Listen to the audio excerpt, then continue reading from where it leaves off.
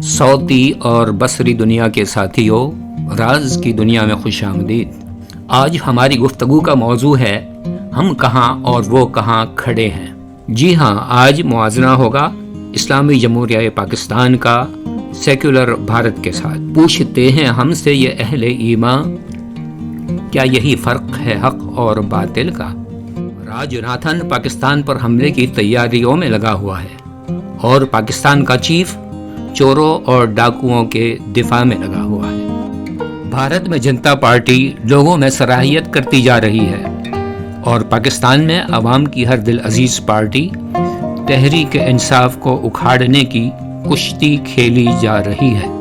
بھارت میں اگنی پتھ کے نام سے ایک مشن امپاسبل کو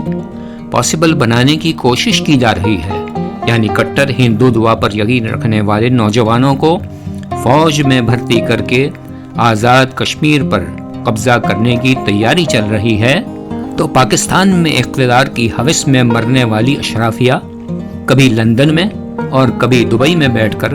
کرسیوں کی بندر بانٹ پر مشورہ کر رہی ہوتی ہے۔ بھارتی فوج کے سربراہ دوبارہ ہمیں دھمکیاں دے رہے ہیں کہ ہم پاکستان میں ان کے گھروں میں گھس کر انہیں ماریں گے،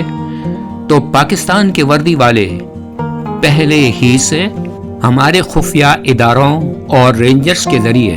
ہمارے گھروں میں ہمارے دروازے اور دیواریں پھلانگ کر یا توڑ کر گھسے جا رہے ہیں، ماؤں اور بہنوں کے تقدس پامال کیے جا رہے ہیں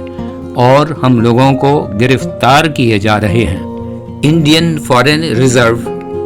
590 بلین ڈالر سے جون کی 30 تاریخ تک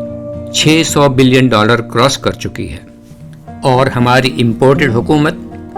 ہمارے پاس جو 12 بلین ڈالر تھے اس میں سے کچھ اضافہ تو نہیں کر پائے، لیکن جو تھا اس کا بھی ستیہ ناش اور دیوالیہ کر چکی ہے۔ اور اس پر مزید بے غیرتی کی بات یہ ہے کہ 3 بلین ڈالر IMF کا قرض ملنے پر خوشیاں منائی جا رہی ہیں، سیلیبریٹ کیا جا رہا ہے۔ اب ہم خود ہی سوچیں اور فیصلہ کریں کہ ان دونوں ممالک میں سے کون سا ملک ترقی کر رہا ہے اور کون سا ملک رو بزوال ہے،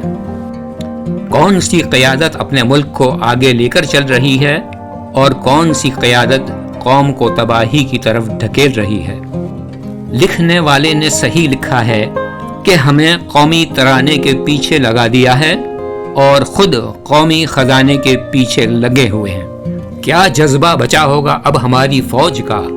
جو اپنے کمانڈروں اور لیڈروں کو خود غرضی، بے ایمانی اور بیرونی آقاؤں کی غلامی میں بچھتے ہوئے اور لیٹتے ہوئے دیکھ رہے ہیں، جو سادگی والی زندگی اپنانے کے بجائے حرص جہاں اور تعیشات والی زندگی گزارنا اپنا حق سمجھتے ہیں، اور جو عوام کو غریب سے غریب تر اور خود کو امیر سے امیر تر بنائے جا رہے ہیں۔ کیا عوام اب بھی آپس میں متفق، متحد اور مجتمع ہونے کو تیار ہے، یا اپنی آنے والی نسلوں کو بھی ان بیرونی آقاؤں کے غلاموں کی غلامی میں رہنے دینا چاہتی ہے؟ قوم اس بات پر مبارکباد کی مستحق ہے کہ 7 اپریل کو خان کی آواز پر لبیک کہتے ہوئے چھوٹے بڑے ہر شہر میں حرمت قرآن پر مجتمع ہو گئے تھے۔ امید ہے کہ یوں ہی ہمت جمع رہے گی اور قدم اٹھتے رہیں گے۔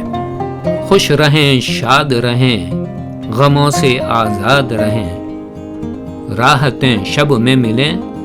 دن میں دل شاد رہیں، برکتیں رزق میں ہو، گھر بھی آباد رہیں۔